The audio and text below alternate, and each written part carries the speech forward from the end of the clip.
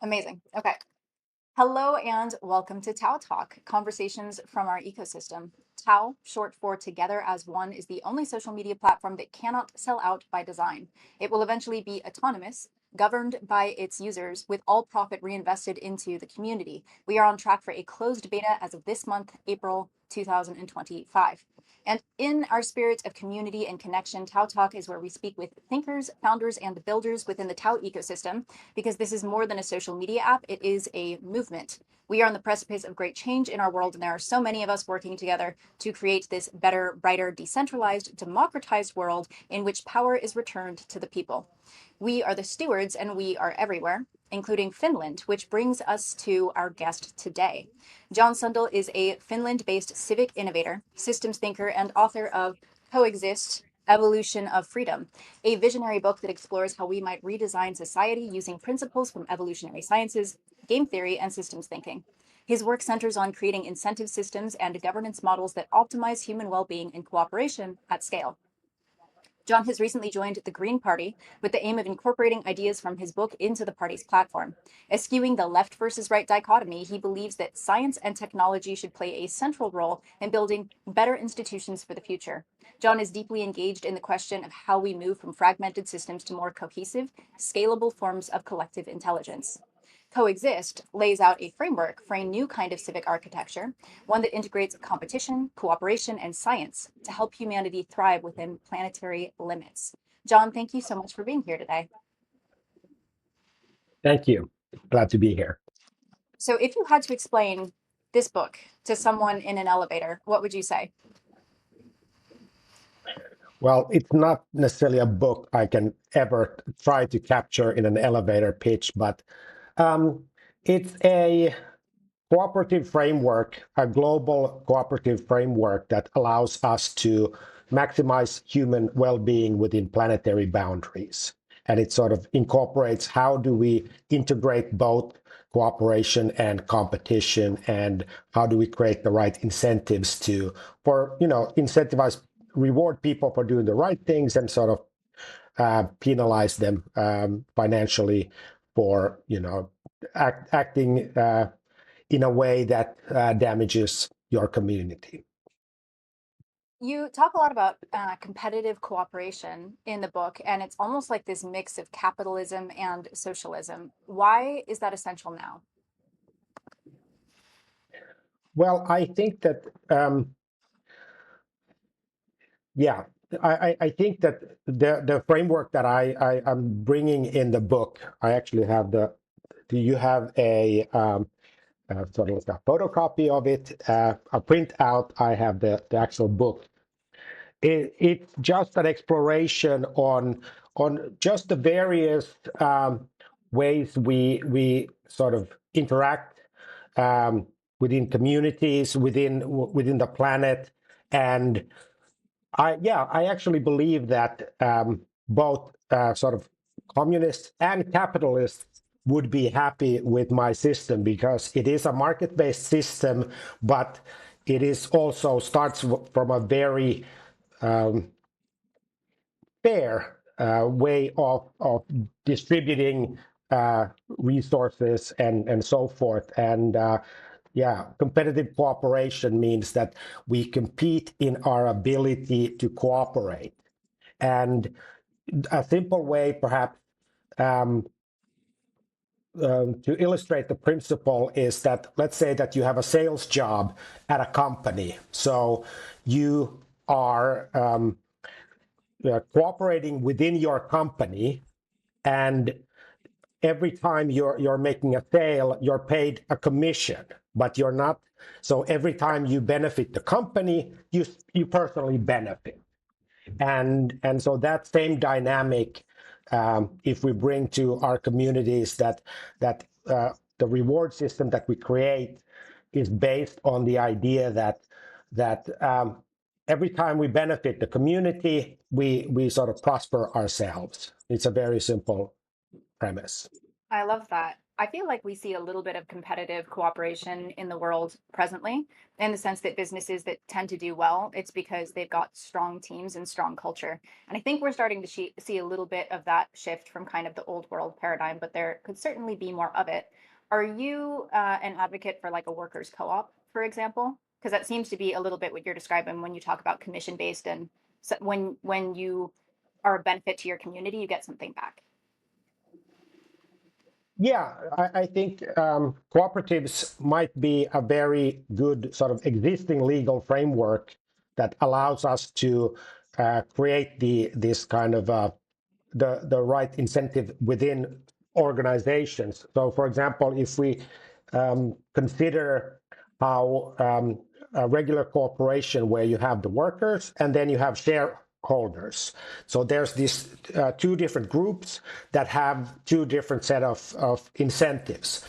And one of the interesting things is that, or, you know, and I would argue a not so good structure has to do with the fact that the people who can actually make an impact on the business are the workers, but they are shielded from both the risk and the reward. So, you know, no matter, well, not completely, but in a way they don't carry the risk and they don't, get the profit.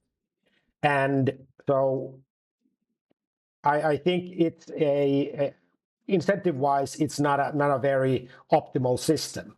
And so when the workers are also share in the risk and the reward, I think that they have all the right incentives to do right by the business, because they if they if they don't do a good job, they will immediately suffer themselves. On the other hand, if they do a great job, they will immediately also benefit themselves.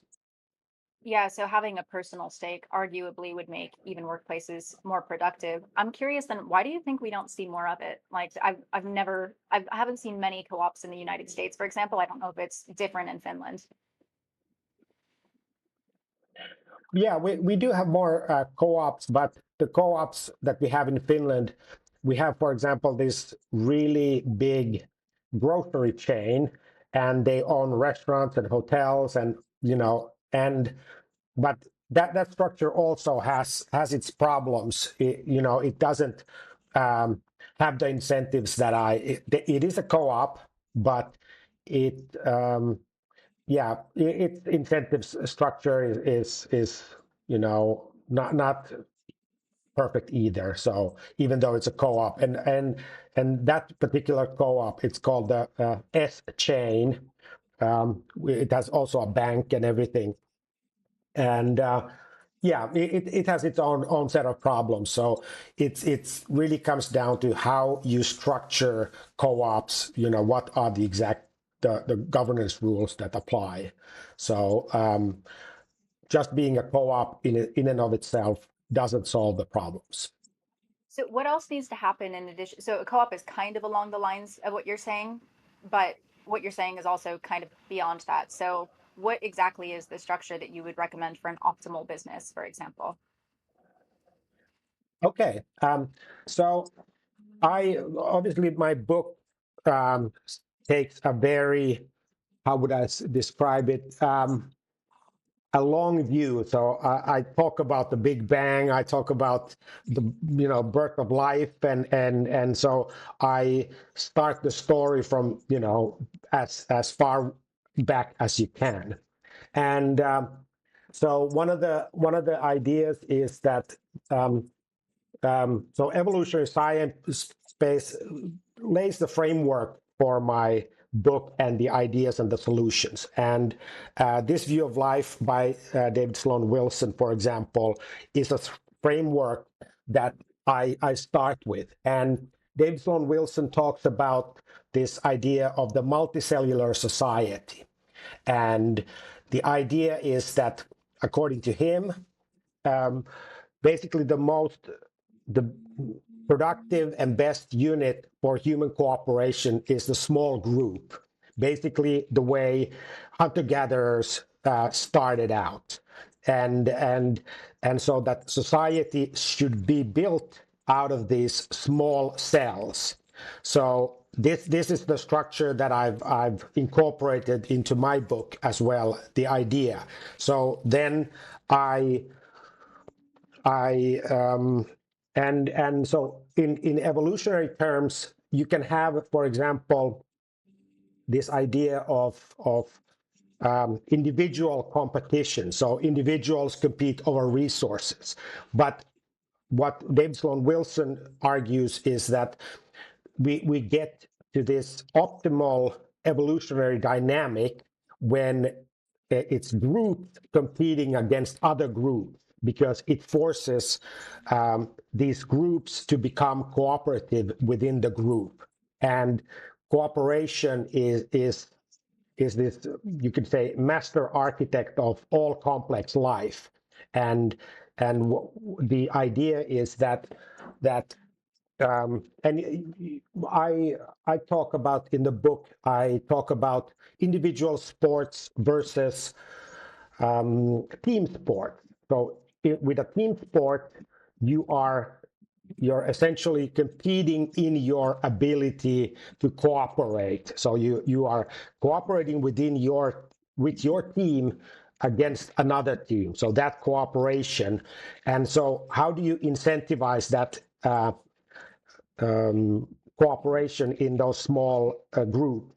And I incorporate this idea of the work share, so that being paid with a salary, everybody per hour that you put in or your work effort, you're paid at least one work share per hour that you work. But because it's a share, then when the group gets income, then it's divided by those shares, so that every yeah, you're compensated with shares, hourly shares. And that's the So how does idea that work? that, yes. How does that work in group dynamics where it's often the case that 20% of people do 80% of the work, right? There's always the student that does the entire group project, right? And other people are kind of riding the coattail. So how does that play out in a system where people are compensated for their time, but not necessarily their contribution?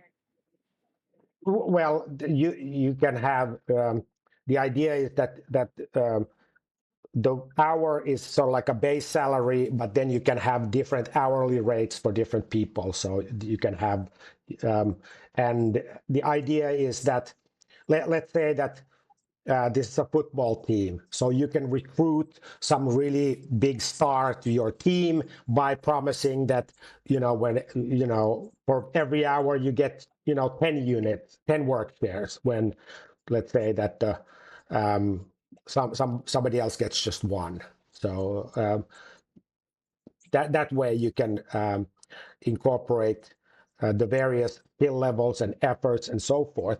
But the reason why the small group is considered so effective is because you will immediately be able to identify the bullies, the free riders, the cheaters. All these things are evident in small groups. And so you can have a very strong sort of immune system, and you immediately understand, okay, let's bench those players. Those are not the good players. Let's bring, the best players on the field, and you can immediately weed out.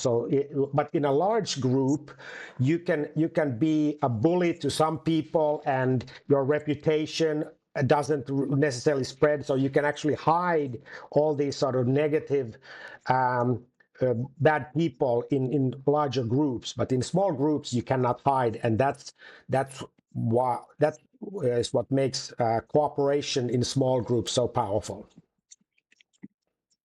Love that. Okay, so a weighted system is something that would keep it fair so that it's a little bit contribution dependent. And then back to this idea of society would be best configured if it were like a multicellular organism and you've got these small groups of however large. I think Dunbar's number is like 150 or something. So the size of a village, perhaps. Yes. Do you think that technology makes that more or less possible? I do believe that it makes it more possible, and one of the key drivers, I think, is reputation. I think reputation is something that helps us to reputation aligns with community interests. So anybody that has a good reputation, they essentially are benefiting. It just happens so that reputation correlates with sort of altruism and selfishness. So altruistic people, they have great reputations, and selfish, people have poor reputations.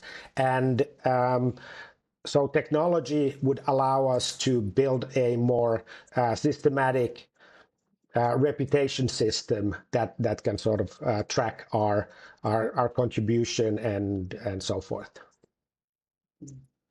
So I can understand the power of a system like that. I also am deeply suspicious of it because to me that starts to sound like a social credit score. And when we think about something like that in the hands of, for example, a government that in the US at least is fairly corrupt, doesn't matter who's in office, like we're just messed up over here. Mm-hmm. And so this idea of it's almost like a social credit score, and I get reputation as an accountability measure, but how do we ensure that that system isn't abused? The central idea is that we don't rate other individuals. We rate these cells and groups. So basically, we rate businesses, and then it's more about what groups you are a part of, what groups goods and services that you purchase from, and so forth. And so you get your reputation is built out of all these various groups that you participate in, which makes the difference that we're not we're not evaluating other people except within the group. When you're doing peer review within your own group, when you're trying to negotiate your compensation within the group. That's the only place where you're sort of evaluating each other. But yeah. Okay, I actually really like that idea of evaluating the groups, especially because it's often the case that people, birds of a feather flock together, that whole idea of we are so much a reflection of the people that we surround ourselves with. And so that idea of being able to evaluate a whole group, and you see that in businesses too. It's a little bit tough because culture is top down, but I imagine that in a world like this, things are more egalitarian. And the idea that technology can be used to map this brings me to another question. So, one of TAO's goals is participatory governance at scale. And you mentioned delegative democracy and new forms of decision making. What models do you think are the most promising for internet native communities? Well, um, this idea, delegative democracy is essentially a hybrid between direct democracy and representative democracy. And in the book, I describe a version of how this could be achieved. And yeah, I do believe that online technology, you could almost say that without it, I think that executing delegative democracy would be very hard or impossible almost. Because one of the obvious reasons that we have representative democracy is because we used to live in the analog world where all information had to be physically transported on paper, and you simply couldn't have the whole population in a parliament making decisions like in ancient Athens, where you had maybe 6,000 people at this sort of amphitheater making decisions. So, but now when we have online technology, I think that is where we actually should be moving towards that system. So is it like a liquid democracy then, where it's you have your ability to vote, but if you're not informed on something, or if you're not like keeping informed about a certain situation, you can essentially delegate that to a representative who will then take your vote for you and steward it in a direction that the person that is delegating their vote would agree with? Yeah, I think that the way it should be is that so that there's the various themes that usually in government they're like ministries, or in the US departments. So you have Department of Agriculture, Defense, and education and so forth. Or you used to have, now that I don't know what's happening in the United States at the moment, but so the idea is that everybody gets to delegate, choose a representative to those departments that they want to represent locally, and so you have so because various people have expertise in various areas, and it's so what would happen. Uh, One way I guess I describe it would be sort of democratic. Basically, where we empower experts to make decisions for us, but in crucial situations, we can take back our vote and vote directly, which makes it a liquid democracy or delegative democracy. Well, I love that, because talk about reputation as a form of accountability, because if someone does something that you don't agree with, it's not like politicians today where we're stuck with them, right? And it's like, guess they're going to be in office for however much longer, right? This person who made this promise and then went back on their word.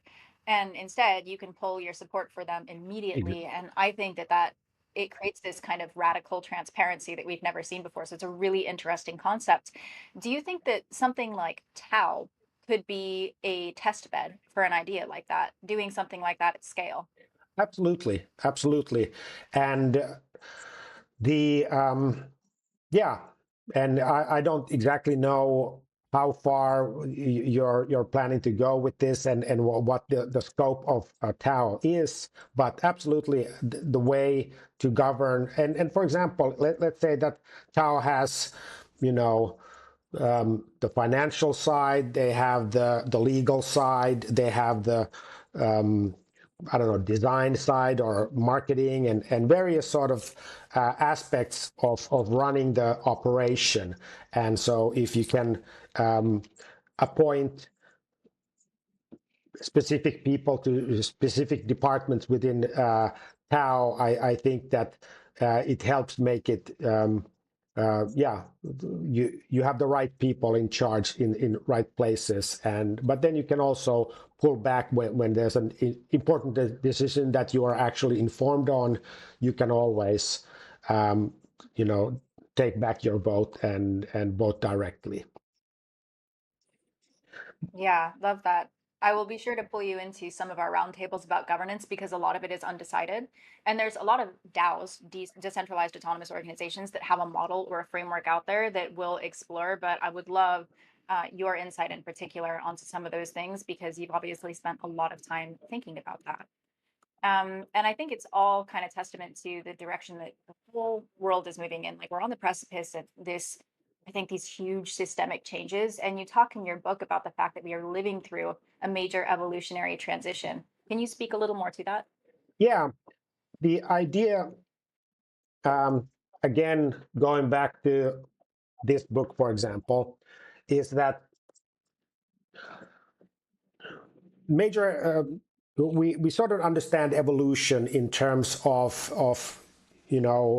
small mutations over time adapting, and then populations adapting to changing environments. That's how evolution happens.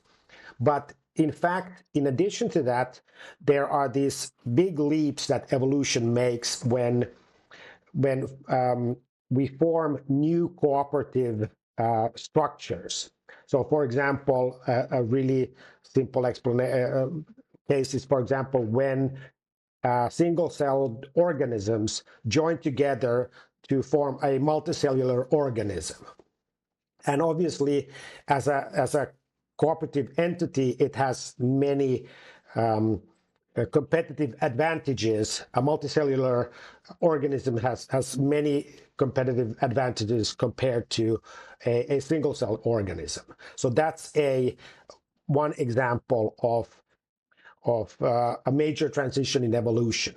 But this famous evolutionary scientist, John Maynard Smith, who came up with this term, he also considers that you have these transitions not only in biological evolution, but also in cultural evolution. And he singles out the invention of spoken language as a major transition in evolution because it allows for a whole new cooperative scale of human cooperation when we can communicate compared to, for example, other primates. And then the next one is the invention of written language. Again, make a whole another scale of cooperation possible. So early, Rome, for example, early civilizations, the written language was invented in Sumer and allowed for a whole new scale of human cooperation. And now we are at this third major transition, which is digitalization, which allows for a planet-wide cooperation. And we are currently living through that, but we still lack the cooperative framework, the cooperative rules that the planet that brings the planet in harmony and brings peace and prosperity to the whole planet. But we are, you could say that the infrastructure, the physical infrastructure of that transition has been laid, but what hasn't been worked out yet is what is the cooperative set of rules that we should cooperate by, and that is the content of my book. This is where I propose how we should cooperate with the digital tools that we have. Can you tell us a little bit about it, the tools? Well, you are TAO is you're building a communications platform, and so basically, again, I start very from the beginning in my book. So basically, the universe consists of energy, matter, and information. And information is what gives shape to the physical reality. So first you have only genetic information that gives shape to the plants and animals, for example.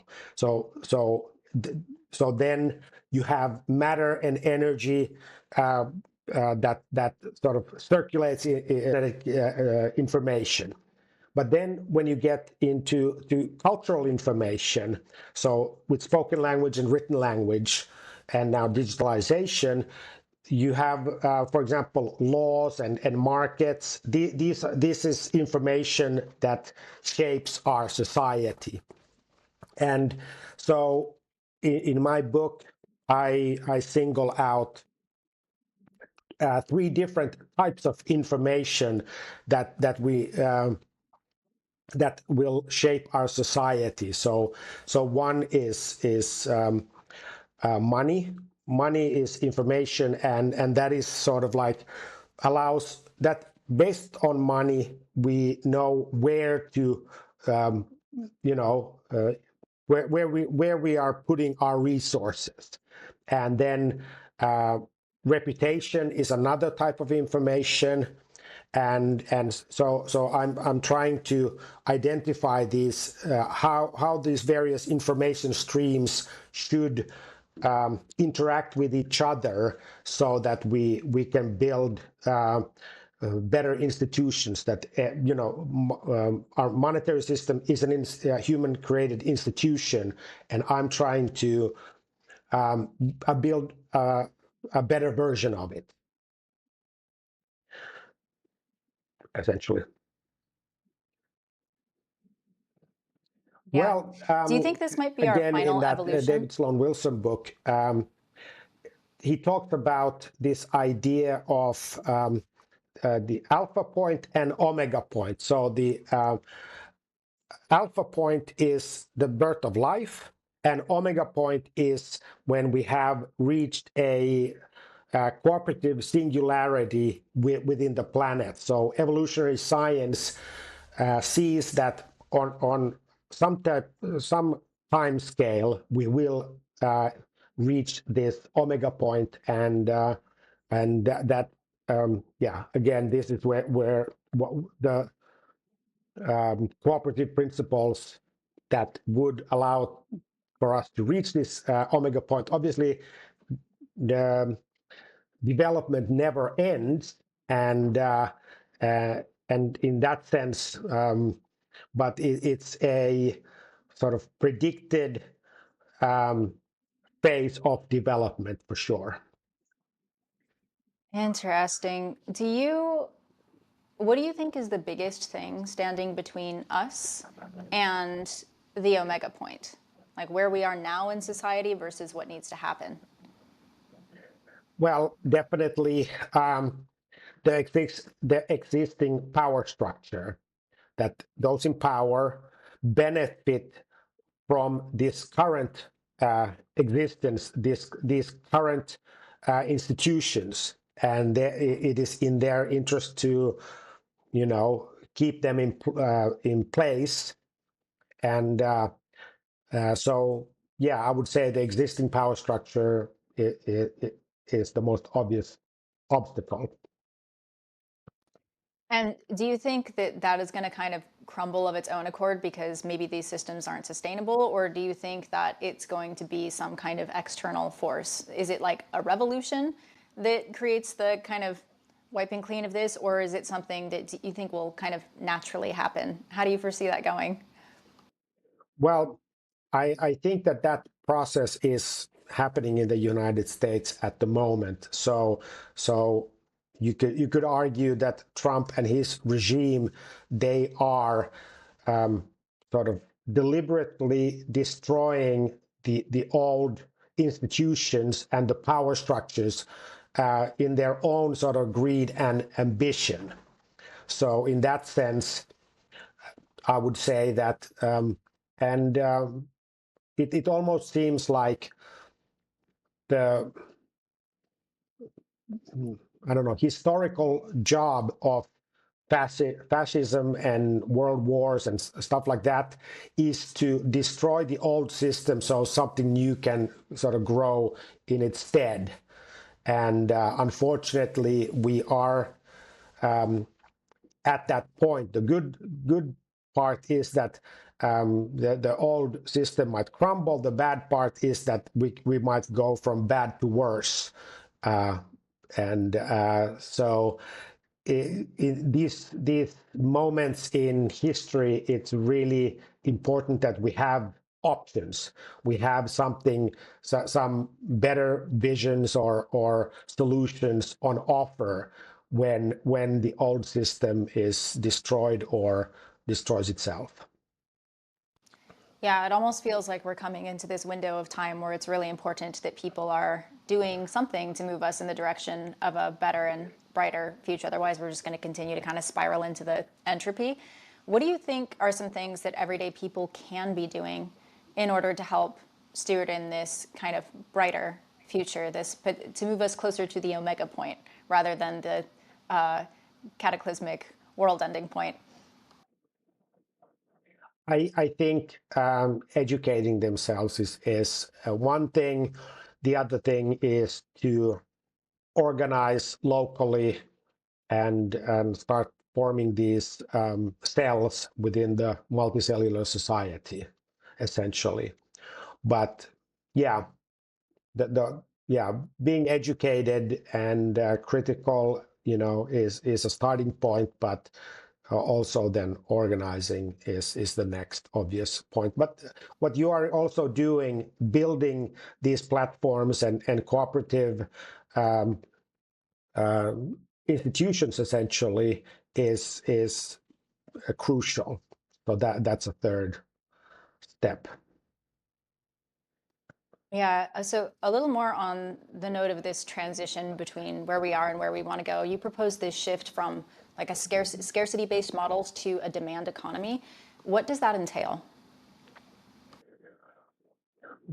Well, my book offers sort of an intricate, interconnected system that it's almost like an engine. So it me only describing, let's say, the wheel or the tailpipe or whatever, it needs all its parts in the correct places for it to work. And so this demand economy comes from this idea of a monetary system based on universal basic income, so that we create money as a universal basic income. And so now we live in a debt-based monetary system. And my next book, which comes out in the fall, I sort of detailed all the problems of our debt-based monetary system. But so in the book, I propose that we create that when everybody gets their weekly universal basic income, they are obligated to create these existing subscriptions to various services that help them survive. And then when you have these existing subscriptions, those express basic human needs that we have: housing, food, clothing, transportation, and so our whole economy springs into motion based on these basic human needs that everybody has. And so that's how you create a demand-based economy. Whereas currently we have a supply-based economy where first you are trying to take a loan, then you produce something, and then you start to market this product to people. So you have the supply, and after that you're trying to create the demand for that product or service, and that sort of does it's the opposite of a demand-based system. So I might need a little convincing on the UBI thing, not because, and I also believe that some things should be fundamentally a right. People should have access to food and water and housing and opportunities. That said, the WEF, World Economic Forum, has been talking for years about a universal basic income, and the way that they posited it is that with the emergence of AI, and they were talking about this like decades before AI was even a thing and we were all using ChatGPT, but AI will eliminate jobs. People won't be able to generate income as a result, and they'll have to be put on a universal basic income. But that also is going to result in this kind of two-tiered economy where you have the people with all of the wealth and the power concentrated at the top, right? These kind of technocratic oligarchs have been talking about this for years, versus everyone else who's been put out of a job. And so when I hear universal basic income, that's kind of one of my fears, is that it sounds good and it sounds like progressive and well-meaning, but the ways that that could be distorted and land us in a two-tiered rent economy. And so what can we do, or how do we ensure that that's not the road that we're going down? Because ultimately, I think that looks like dystopia. Yeah, I don't know how you get from a universal basic income to your dystopia. You have to sort of explain to me more how that would happen. I think that basically, in my book, I sort of yeah, I talk about so as much as we should in a democracy, we all, everybody gets a vote. Okay, so that's one type of power that we get. And in my book, I suggest that when in a representative democracy, we have three branches of government. So you have executive power, legislative power, and judicial power. So those are given to various branches of government.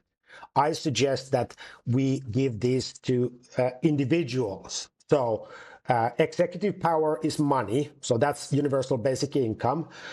Legislative power is votes, and then judicial power is basically reputation, in this case, evaluations. So by giving 100 units of each type of power to individuals, that's how we empower everybody on the planet.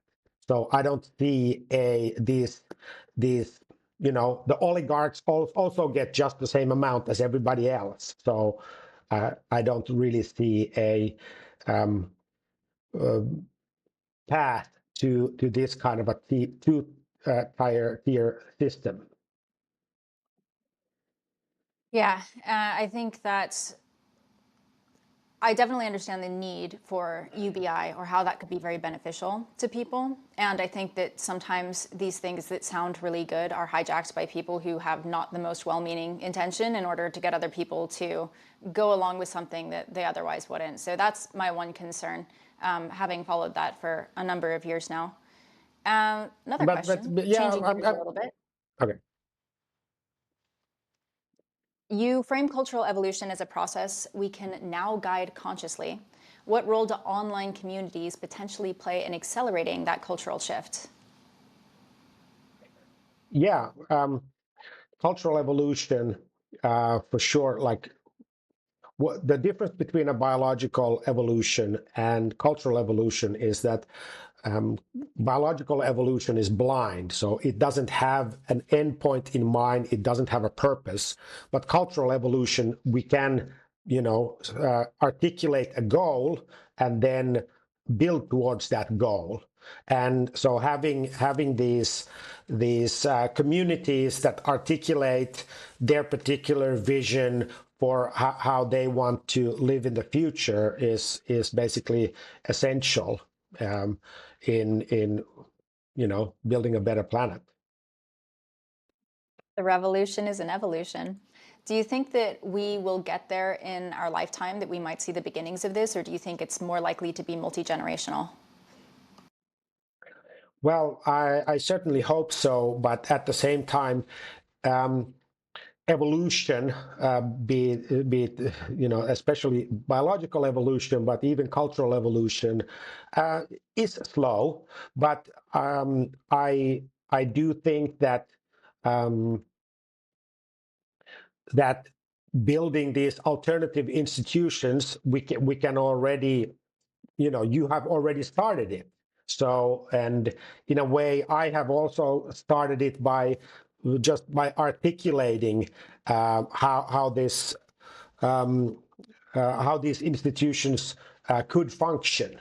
So the job has already started, but the mass adoption is something that you and I, for example, will not be in control. It's it's something that we will not be in control. We can do our part in building these tools, but how and when and how many people will adopt these tools is almost it's not in not in our hands, unfortunately. Oh, for sure. And that actually brings me to another question. So, first of all, I'm loving this. And yes, this was so I got your digital version, and when I enjoy something, like I have to use these sticky things and highlight, and so I had to print out a copy, which is why it looks like this. And I wasn't sure if I ordered a physical copy if it would ship from wherever in time, because it was in euros. So I was like, I don't know, but like I have to print it out to get this. And it's it is really it is a powerful piece.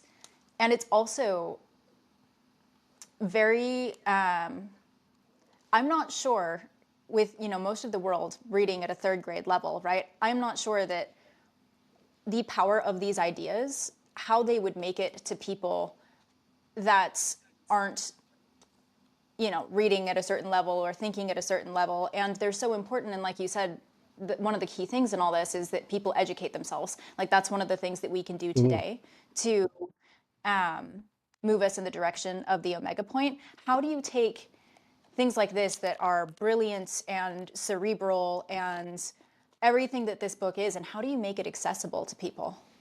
Because when you talk about mass adoption, that would be where my head goes, is like, how do we get people to understand this at a mass kind of level?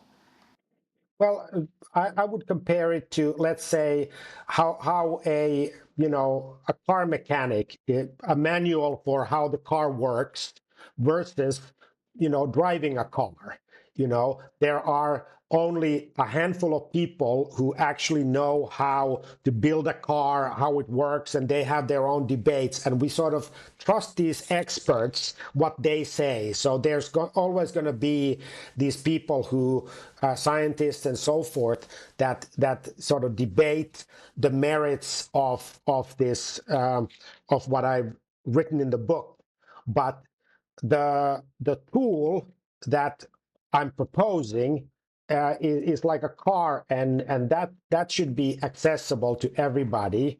And in that sense, yeah, that should be easily understood by anybody, because in my opinion, it's simpler than our current system. Because if you would try to sort of write a book how our current system works. For example, in the US, it involves like a library full of law case, of books of laws, and and so forth. So I guess that's how I there's so many things that I don't know how they function. I don't know exactly. I know the principles of how a car functions, but I cannot have the debate. I can listen to two car mechanics have a discussion on what's better or worse in a car, but I can't participate. But I can drive a car. After they've had the debate. That's actually a perfect metaphor, that you don't have to understand how a car is built or constructed or the history of it or anything in order to drive a car. And driving a car is something that is very accessible. And so this idea that people don't have to understand this at a philosophical level, the philosophical level gives rise to the physical manifestation, whether it's TAO or a different kind of monetary system or all of these different systems. So it's the philosophy and then it's the system, and then those systems become accessible to people. And when people naturally see the benefits of it, like, oh, a car helps me get from point A to Z faster than a bicycle, then there's this kind of natural adoption of it. So that was actually a perfect answer. Thank you. Regarding Coexist, it's the first in a series, right? What inspired you to write this book, and how do the other two dovetail with this? Because it's a trilogy, from what I understand. Yes. Well, I wrote this Sampo book, which is a Finnish version, and I started then translating this into English, and but at the same time I was learning so much more about natural science and evolution, and I was studying at the same time, so it became a completely different book.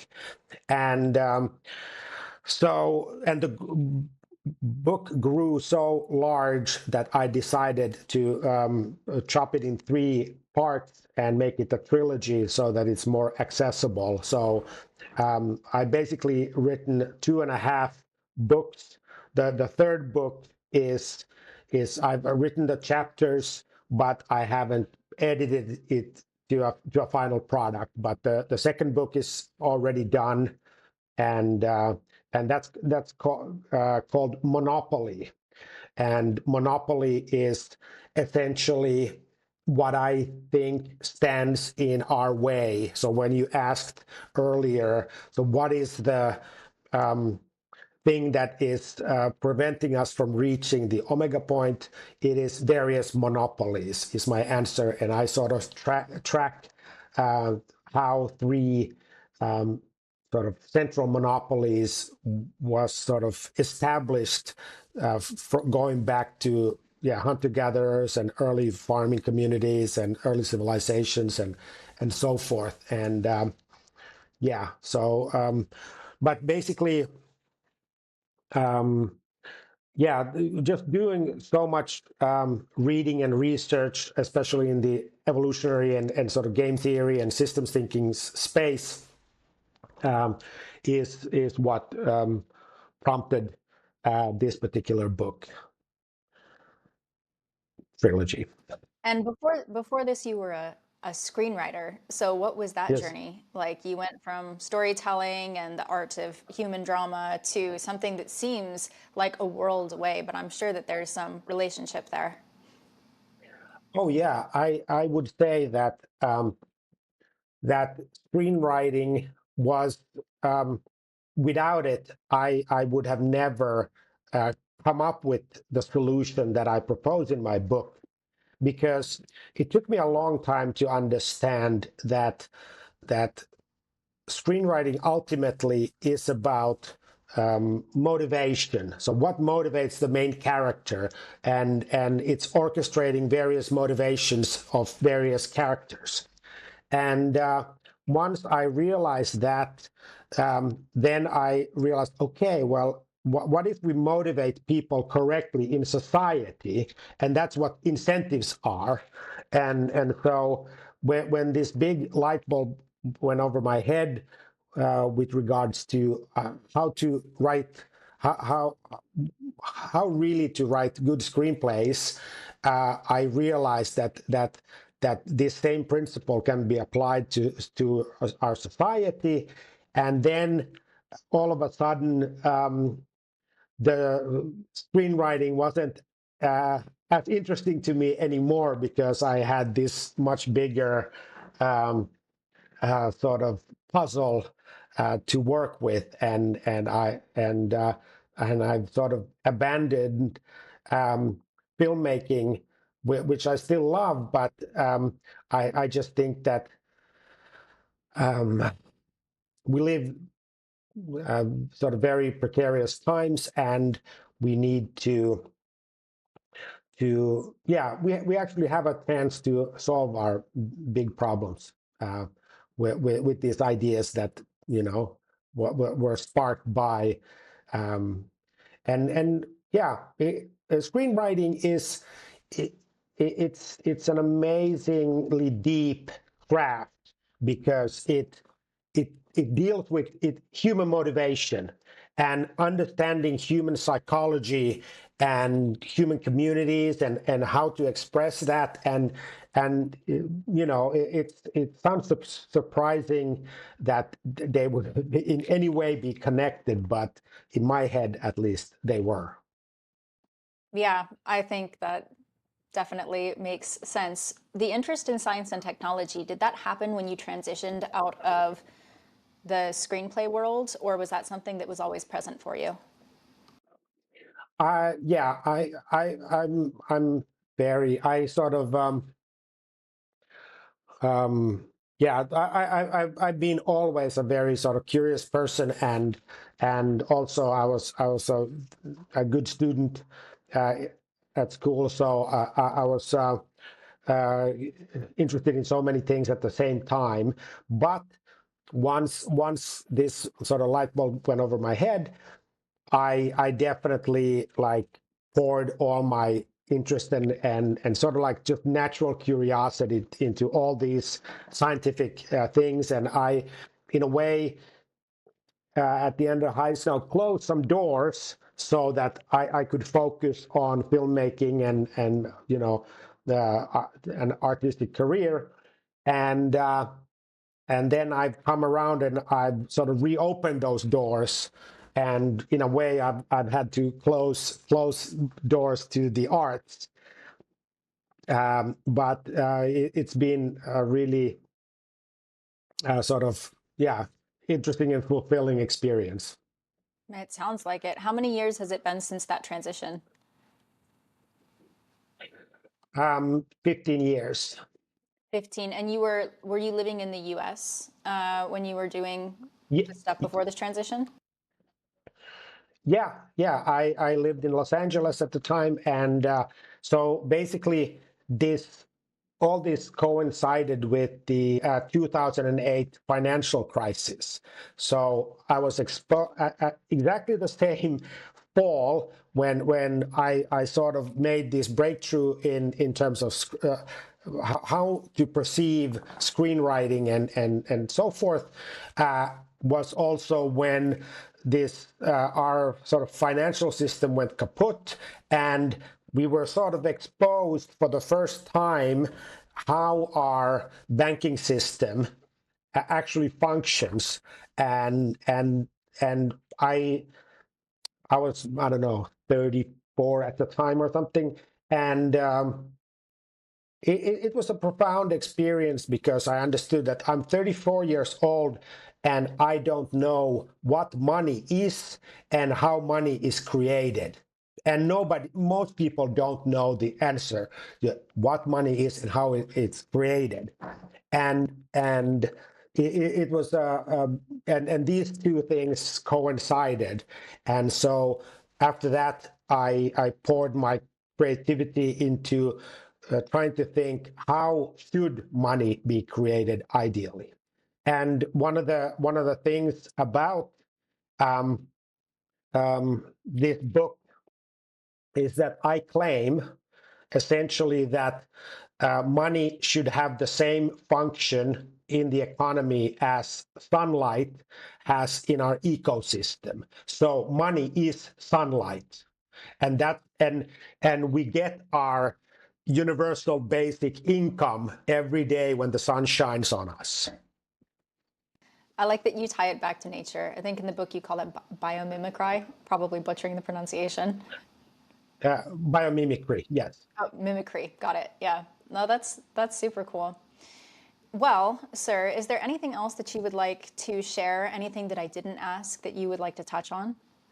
Well, we had a sort of good, well-rounded discussion. I can't think of anything else except just to say that to really understand um, what I propose, one really needs to read the book from beginning to end, because everything, I build my argument in a way that when you listen to this discussion, it's you, you yeah, in this discussion, I can't sort of build my argument as meticulously as I build it in my book. So to really understand what I propose, one has to read the book carefully.